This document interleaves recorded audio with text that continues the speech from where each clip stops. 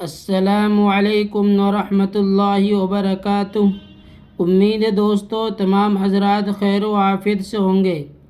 دوستو، سبق شروع کرنے سے پہلے آپ سے یہ درخواست ہے کہ اگر آپ نے ابھی تک ہمارا چینل اردو کریٹر چینل کو سبسکرائب نہیں کیا ہے تو ہمارے چینل کو سبسکرائب کریں اور بیل آئیکن بٹن کو دبائیں تاکہ ہر آنے والی ویڈیو آپ کے پاس سب سے پہلے پہنچ سکے۔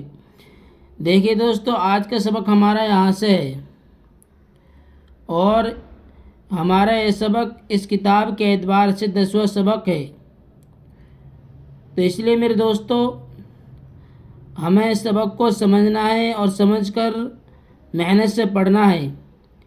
دیکھیے دوستو، ٹائم ضائع کیے بغیر ہم اپنا سبق شروع کرتے ہیں۔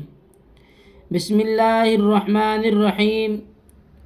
اردو زبان کی پہلی کتاب، صفحہ نمبر 12، سبق نمبر 10۔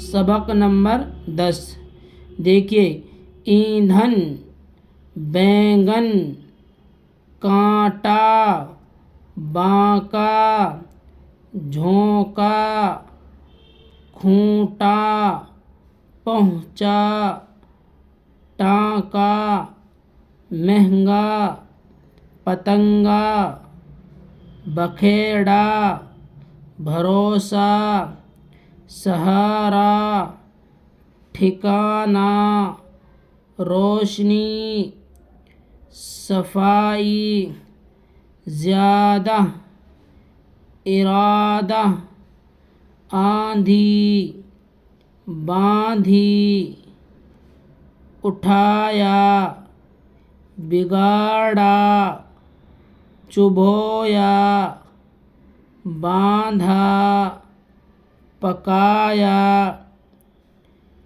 گیلا ایندھن، عہدہ بینگن، دھیمی روشنی، آندھی کا جھونکا، صفائی کا ارادہ، چراغ کی روشنی۔ بینگن کس نے پکایا؟ کانٹا کیوں چبھویا؟ خدا پر بھروسہ کرو۔ گائے کھونٹے سے باندھ، زیادہ بکھیڑا نہ کر۔ وہ اپنے ٹھکانے پر جا پہنچا۔ بدن اور مکان کی صفائی ضروری بات ہے۔ آندھی کے جھونکے سے ایندھن میں پتنگا جا پڑا۔ دوبارہ دیکھیے، گیلا ایندھن، عہدہ بینگن، دھیمی روشنی، آندھی کا جھونکا، صفائی کا ارادہ، چراغ کی روشنی۔ بینگن کس نے پکایا؟ کانٹا کیوں چبھویا؟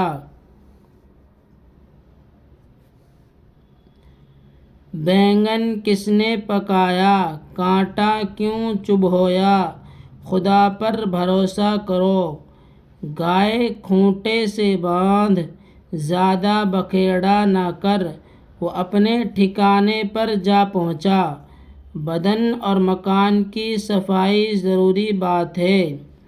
آندھی کے جھونکے سے ایندھن میں پتنگا جا پڑا۔